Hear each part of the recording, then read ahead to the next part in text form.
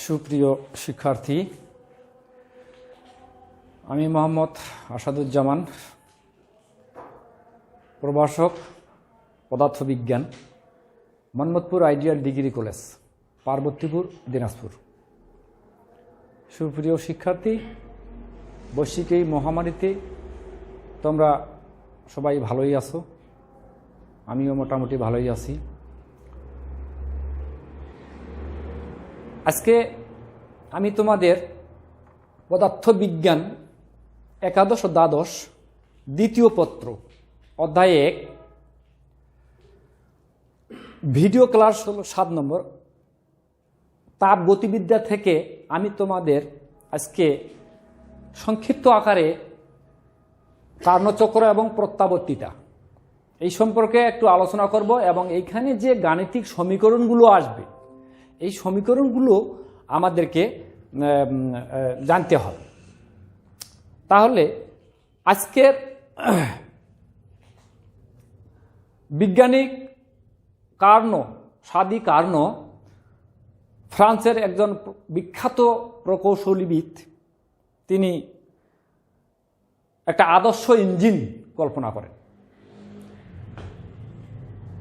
এই ইঞ্জিন বাস্তবে তৈরি করা সম্ভব না, এটা কাল্পনিক ধরে রাখতে হবে।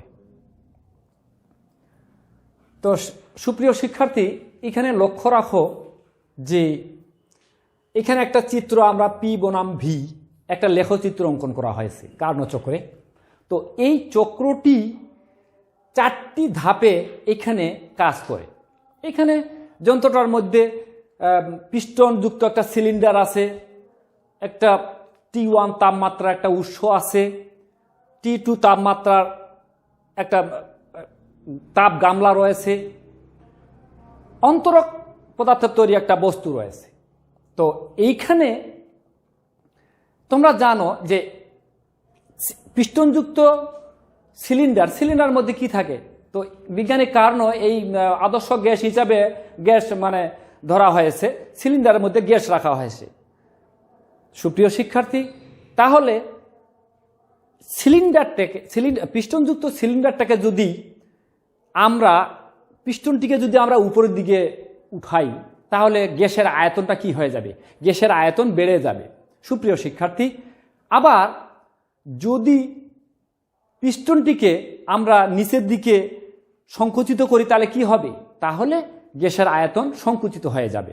সুপ্রিয় শিক্ষার্থী, এগুলো তোমরা জানো। যেমন একটা বরফের টুকরাকে যদি আমি এখানে রাখি, তাহলে কি হবে? বরফটা কি হবে? বরফটা গলে যাবে। আবার তাহলে বরফটা গলে গেল কেন? ওই একটা নির্দিষ্ট পরিমাণ তাপ গ্রহণ করে বা শোষণ করে সেটা বরফটা গলে গেল।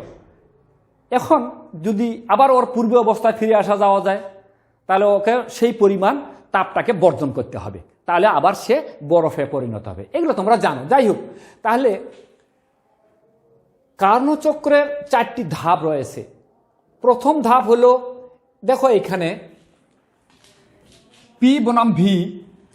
সুপ্রিয় শিক্ষার্থী, লক্ষ্য রাখো, এখানে দেখো 4টি রেখা রয়েছে। এ বি একটা রেখা, আবার সি ডি আরেকটা রেখা, আবার বি সি একটা রেখা, আবার ডি এ আরেকটা রেখা। তো এইখানে লক্ষ্য রাখো, আমরা এই তীর চিহ্নগুলো যে দিছি এইখানে, তো A B C D A এটা একটা কার্ণচক্র বলা হয়েছে। তো এইখানে 4টি ধাপে কাজ সম্পন্ন হবে। সুপ্রিয় শিক্ষার্থী, তোমরা জানো যে এখানে 2টি রেখা হচ্ছে সমষ্ণ রেখা, আর 2টা রেখা হচ্ছে রুদ্ধতাপীয় রেখা। সুপ্রিয় শিক্ষার্থী, বিজ্ঞানী কার্ণ তাপ এবং কাজের মধ্যে সম্পর্কটা এখানে স্পষ্ট ধারণা দিয়েছেন। তার মধ্যে তাহলে কি বললাম যে 2টা এখানে সমষ্ণ রেখা আর 2টা হলো রুদ্ধতাপীয় রেখা। তোমরা জানো যে সমষ্ণ রেখা রুদ্ধতাপীয় রেখা অপেক্ষা অধিক খাড়া অথবা গামা গুণে খাড়া, এটা তোমরা জেনেছো। তো সমষ্ণ রেখা কোনটাকে বলবো আমরা? A B R C D, এই দুটো রেখা হলো সমষ্ণ রেখা। আর বিসি আর ডিএ এই দুটো রেখা হলো রুদ্ধতাপীয় রেখা। দেখো এই A B R C D রেখার চেয়ে এই বিসি আর ডি এ রেখাটা বেশি খাড়া। তো আমরা এখানে তাহলে এ বিন্দুর অবস্থানটাতে আমরা লক্ষ্য রাখি। তাহলে এ বি একটা সমষ্ণ রেখা, এই রেখায় প্রাথমিক চাপ P1 V1 এবং আর প্রাথমিক তাপমাত্রা T1 বা T। এখন এ থেকে যখন কার্য নির্বাহক বস্তুটি যখন এ থেকে যখন বিতে যাবে তাহলে কি হবে? তাহলে এর আয়তন পরিবর্তন হবে। আমি একটু আগে বলছি পিস্টনটাকে যদি আমরা উপরের দিকে উঠাই তাহলে নিচের ভ্যাকুয়াম টিউবটা বা সিলিন্ডারটা কি হবে? ফাঁকা হবে, যার ফলে এখানে গ্যাসের আয়তনটা কি হবে? বেড়ে যাবে। সুপ্রিয় শিক্ষার্থী, একটু লক্ষ্য রাখো,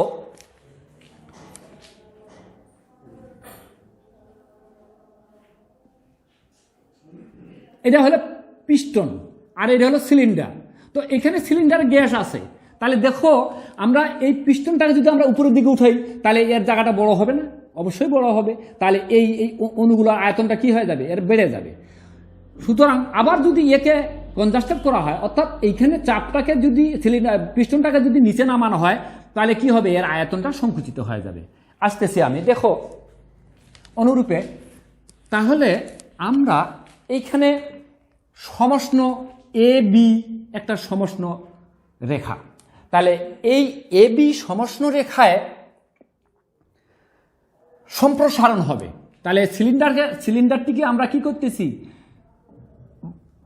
সিলিন্ডারটিকে আমরা বার করতেছি, অর্থাৎ উপরের দিকে ঠেলে দিচ্ছি। তাহলে কি হবে? এর আয়তনটা কি হবে? বৃদ্ধি পাবে। তাহলে আদি আয়তন থেকে তার শেষ আয়তনের দিকে যাবে।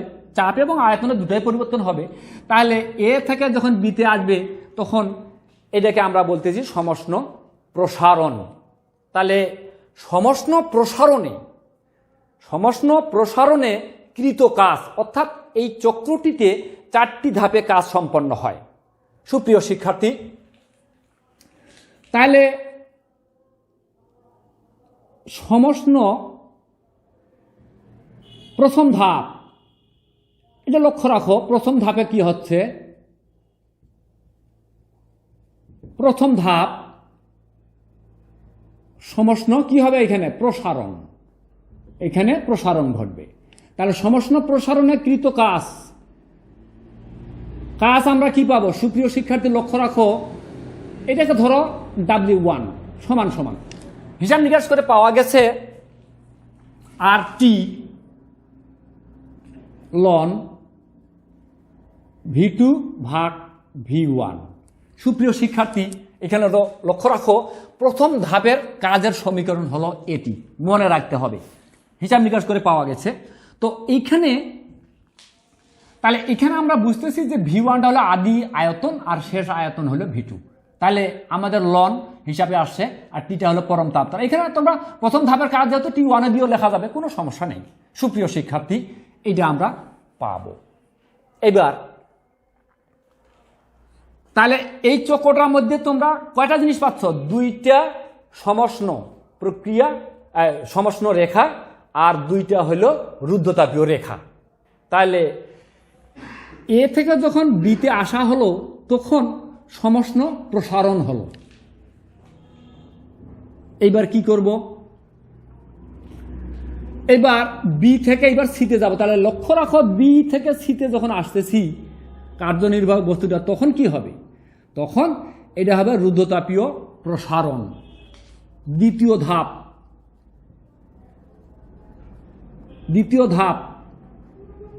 ধাপটা কি হচ্ছে? এই রেখাটা কি রেখা? রুদ্ধতাপীয় রেখা। তাহলে রুদ্ধতাপীয় প্রসারণ হবে এখানে, দেখো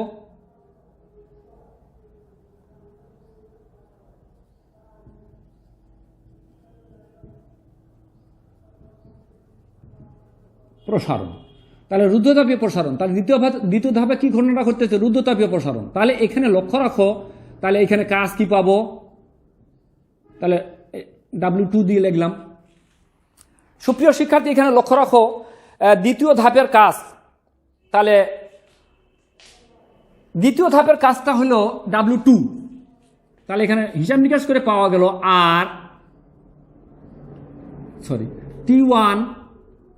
T1 minus T2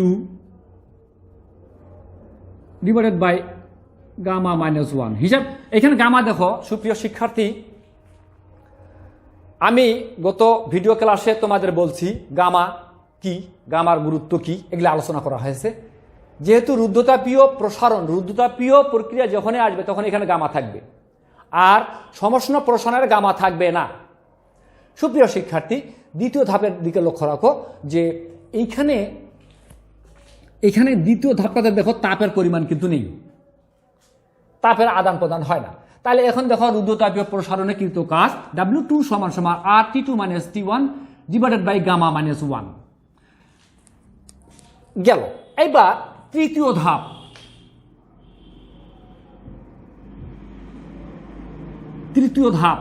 তৃতীয় ধাপটার কথা বলা হচ্ছে। দেখো এখানে তৃতীয় ধাপে সি থেকে ডি। তাহলে দেখো তৃতীয় ধাপে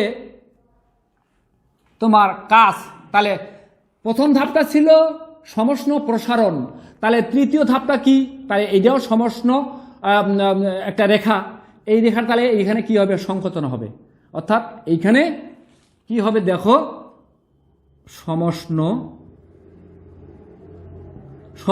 সংকোচন, সমষ্ণ সংকোচন। তাহলে সমষ্ণ সংকোচনে এখানে কাজ, এটাকে ধরো W3 সমান সমান তৃতীয় ধাপের কাজ সমষ্ণ সংকোচন। তো এখানে দেখো সিডি অংশে কাজ অর্থাৎ সমষ্ণ সংকোচন, তাহলে কি হবে এখানে দেখো মাইনাস সমষ্ণ সংকোচন, মানে এক কথায় যে সমষ্ণ প্রসারণ হলো ধনাত্মক কাজ, সমষ্ণ সংকোচন হলো ঋণাত্মক কাজ। তাহলে এখানে দেখো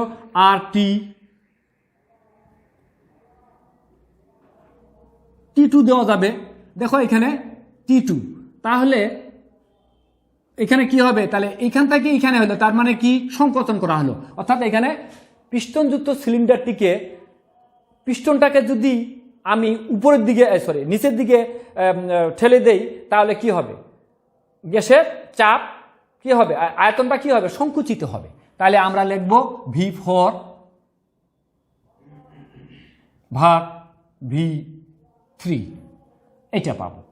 তাহলে দেখো এখানে কি হবে, এখান থেকে তাপ গামলা থেকে কি পরিমাণ তাপ বর্জন করবে, তাহলে এখানে -Q2 লেখা যাবে। আর এইটাতে কি লেখা যাবে, প্রথমটাতে কি লেখা যাবে, Q1 তাপ গ্রহণ করবে, পজিটিভ তাপ, তাহলে Q1 এটা লেখা যাবে। এটা আমরা পেলাম। সুপ্রিয় শিক্ষার্থী, তোমরা লক্ষ্য রাখো তৃতীয় ধাপের কাজের সমীকরণ হয় এটা। আচ্ছা,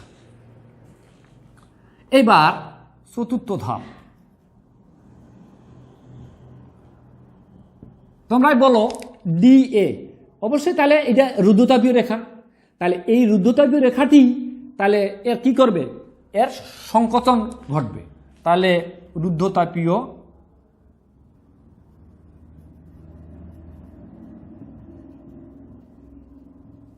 সংকোচন, তাহলে কি হবে, এবং কাজের পরিমাণটা পাওয়া যাবে W4 সমান সমান মাইনাস, এখানে সংকোচন হবে, তাহলে এখানে দেখো আর T1 minus T2 divided by gamma minus 1, এটা পাওয়া যাবে। সুপ্রিয় শিক্ষার্থী, তাহলে চতুর্থ ধাপে পরীক্ষায় দেখো যদি কোনো এরকম চিত্র দিয়ে বা ফিগার দিয়ে উদ্দীপক তৈরি করা হয়, চাইতে পারে যে দ্বিতীয় ধাপের কাজের পরিমাণ কত নির্ণয় করো, গ নম্বরে চাইতে পারে, অথবা তৃতীয় ধাপে কাজের পরিমাণ কত নির্ণয় করো, এটা, অথবা সমগ্র চক্রে মোট কাজ কত নির্ণয় করো, এটাও আসতে পারে। তাহলে এখন আমরা এই সমগ্র প্রক্রিয়াটিতে মোট কাজ, এটা প্রত্যাবর্তী প্রক্রিয়া, কিন্তু এই প্রত্যাবর্তী প্রক্রিয়ায় সমগ্র চক্রটিতে কৃত কাজ, মোট কাজ এখানে লক্ষ্য রাখো W সমান সমান, তাহলে আমি লিখতে পারি W1 প্লাস W2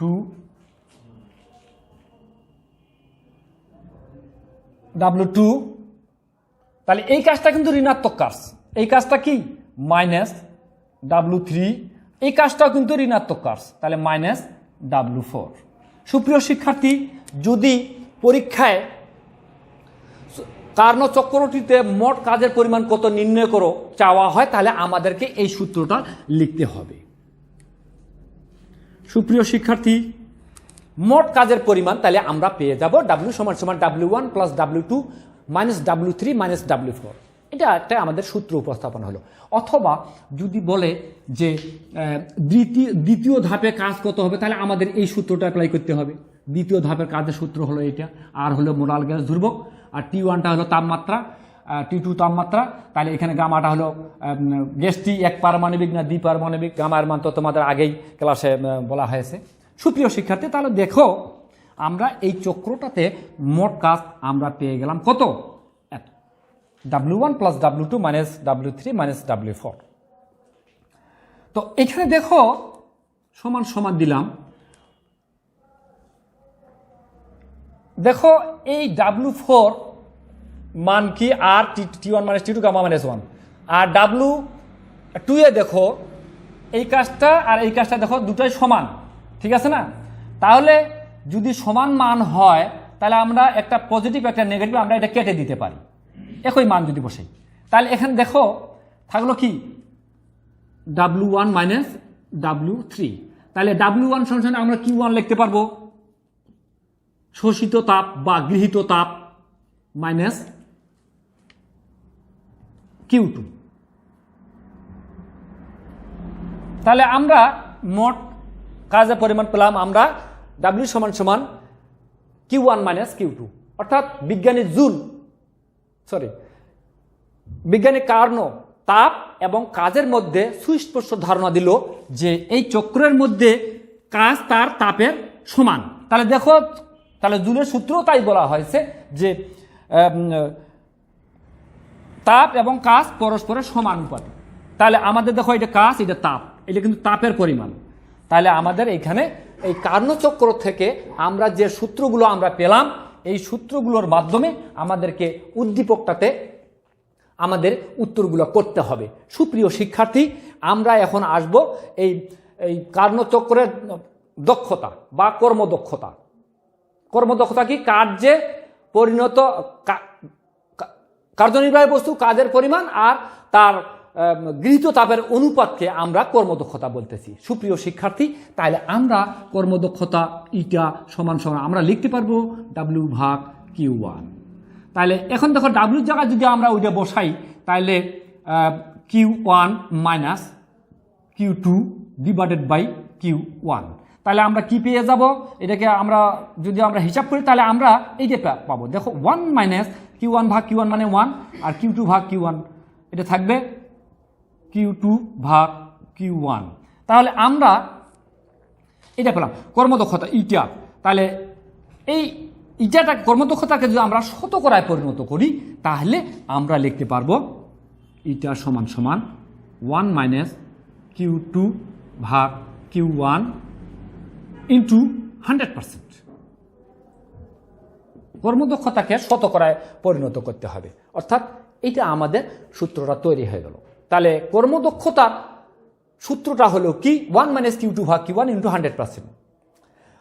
আচ্ছা, কিন্তু একটি পূর্ণ কার্ণচক্রের জন্য, একটা পূর্ণ কার্ণচক্রের জন্য আমরা লিখতে পারি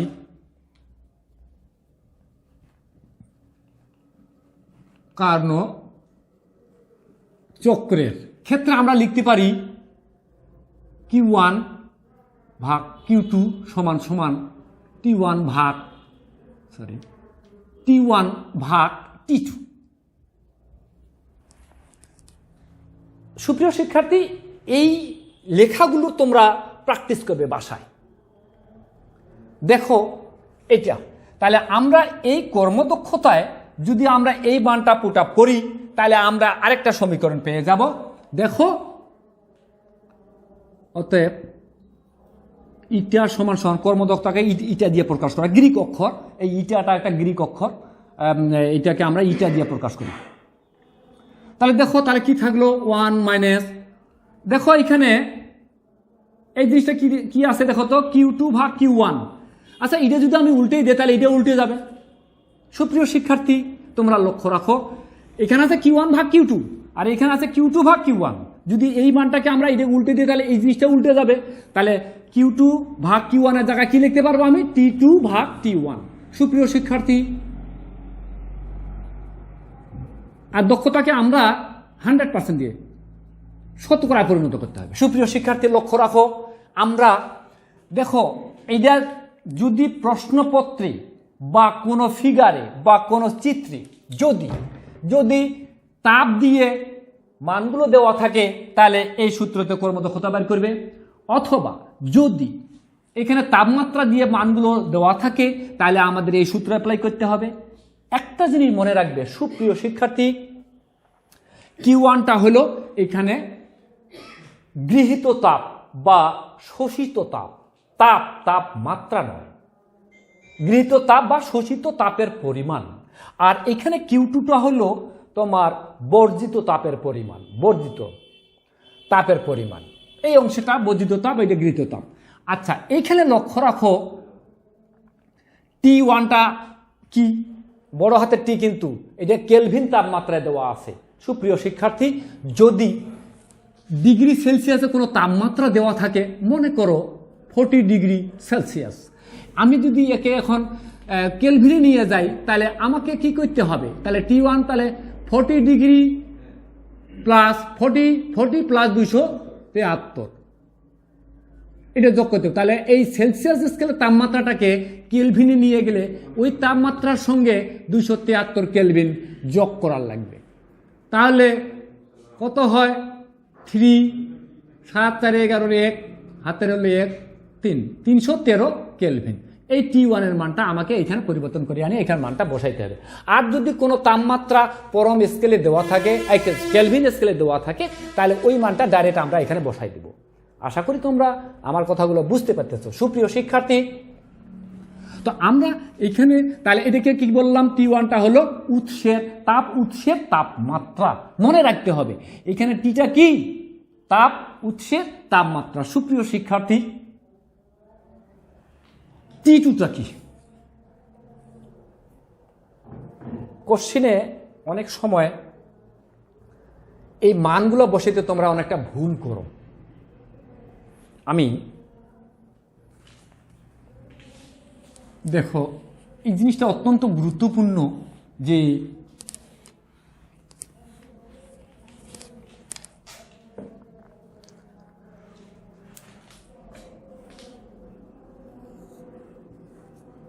সুপ্রিয় শিক্ষার্থী, এখানে T1টা কি?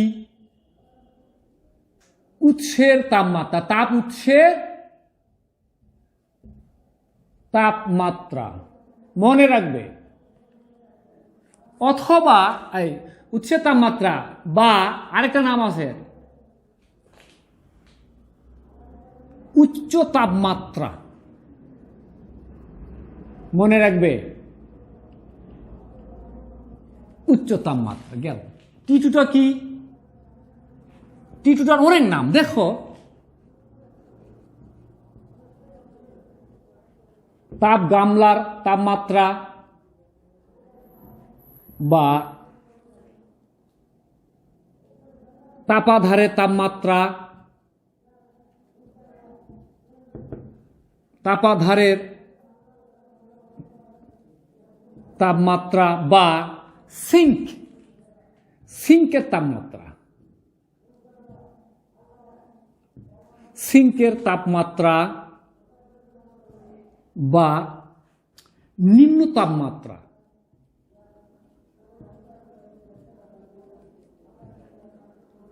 তার দেখো তাপ গামলার তাপমাত্রা থাকতে পারে, তাপ গ্রাহকের তাপমাত্রা থাকতে পারে। তাপ গ্রাহকটা লেখা হয় নাই।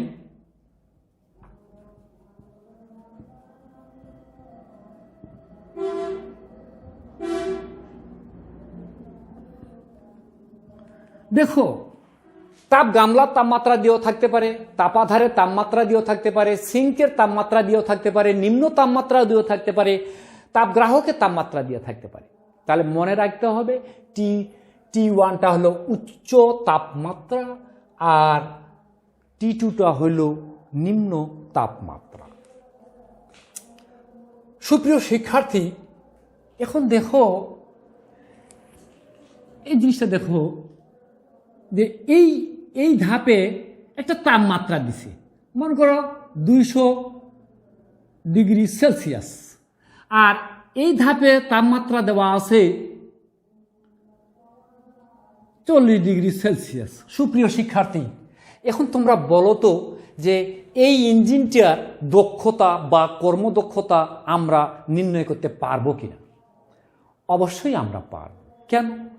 যে এই চিত্রতে লক্ষ্য করা যাচ্ছে যে এই ধাপের মধ্যে প্রাথমিক তাপমাত্রা বা T1 তাপমাত্রা, এই তাপমাত্রাটার মান কত দেওয়া আছে? 200 ডিগ্রি সেলসিয়াস। তাহলে এখন সুপ্রিয় শিক্ষার্থী, এখন তোমরা লক্ষ্য রাখো যে এটাতে যদি আমরা মানটা বসাই 1, মানে যেহেতু তাপমাত্রার কথা বলে তাহলে সেলসিয়াস, তাহলে এখানে আমাদের T1 এর মানটা কত? এখানে T1 সমান 200 সেলসিয়াস স্কেলে আছে, তাহলে এখানে আমি কেলভিনে নিয়ে গেলে আমাকে অবশ্যই 273 কেলভিন যোগ করতে হবে। তাহলে 200 473 কেলভিন। তাহলে T1 এর মান পেলাম আমরা 473 কেলভিন। আর এইখানে T2 দেওয়া আছে কত? তৃতীয় ধাপের তাপমাত্রা। তাহলে এখানে T2টা দেওয়া আছে 40 ডিগ্রি সেলসিয়াস। তাহলে এখানে 40-এর সঙ্গে আমরা কত যোগ করব? 273। তাহলে কত হবে? 313 কেলভিন। তাহলে আমরা এই চিত্র থেকে আমরা এই মান আমরা কর্মদক্ষতা যদি মান বার করতে চাই, তাহলে আমরা এই মানটাকে আমরা বসাবো। তাহলে T2 কত পেয়েছি? 313। T1টা কত পেয়েছি? 473 ইন্টু 100%। কর্মদক্ষতাকে অবশ্যই শতকরায় পরিণত করতে হবে।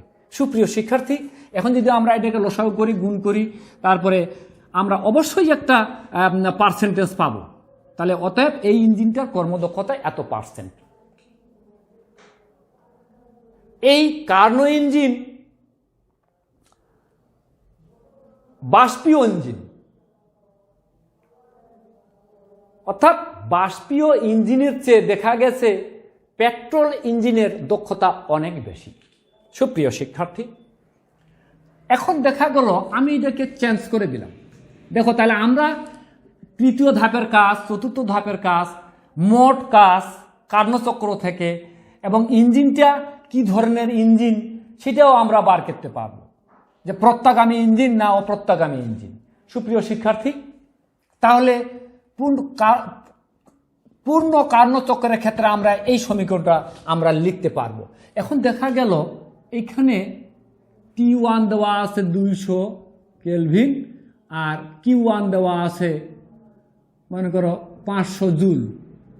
আচ্ছা, এখানে T2 দেওয়া আছে 100 কেলভিন আর Q2টা কত?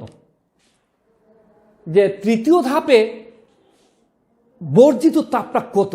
সুপ্রিয় শিক্ষার্থী, তোমরা অতি সহজেই আমরা এই সমীকরণটাতে যদি আমরা মানটা বসাই, তাহলে আমাদের এখানে Q2 এর মান আমরা অতি সহজেই এত জুল আমরা পেয়ে যাব। সুপ্রিয় শিক্ষার্থী, আমরা এই সূত্রগুলোর মাধ্যমে আমরা অতি সহজেই আমরা এই কার্নোচক্র থেকে আমাদের যতগুলোই প্রশ্ন করা হোক না কেন, আমরা এর উত্তরগুলো আমরা এই সূত্রগুলোর মাধ্যমে আমরা অবশ্যই তার উত্তর দিতে পারব। সুপ্রিয় শিক্ষার্থী, আগামী দিন তোমরা পড়বে বাসায় এন্ট্রপি কি, প্রত্যাগামী প্রক্রিয়া, অপ্রত্যাগামী প্রক্রিয়া কি, এগুলো পড়লে আর একটা আছে এখানে, সেটা হলো যে রেফ্রিজারেটর বা হিমায়ক। তো এর উল্টা নীতিতেই কাজ করে। এইটা একটু তোমরা বাসায় যদি পড়ো, এই সমীকরণটা যদি দেখো, তাহলে তো তোমরা এই কর্মদক্ষতাটা এর উল্টা নীতিতেই কাজ করে। এটাতে তোমরা অবশ্যই এটা যদি বুঝে থাকো, তাহলে তোমরা অবশ্যই এই রেফ্রিজারেটর বা হিমায়ক এর কার্যকরিত সহগ কি, এটা তোমরা অবশ্যই বুঝতে পারবে। আশা করি তোমরা যদি এগুলো একটু বাসায় পড়ো, তাহলে তোমরা অবশ্যই, এবং পড়ার পাশাপাশি তোমাদেরকে অবশ্যই এই লেখাগুলো তোমাদের একটু অভ্যাস করতে হবে। তাহলে তোমরা অতি সহজেই তোমরা এই উত্তরগুলো তোমরা করতে পারবে। ধন্যবাদ তোমাদের সবাইকে, আজকে ক্লাসে সঙ্গে থাকার জন্য তোমাদেরকে সবাইকে ধন্যবাদ।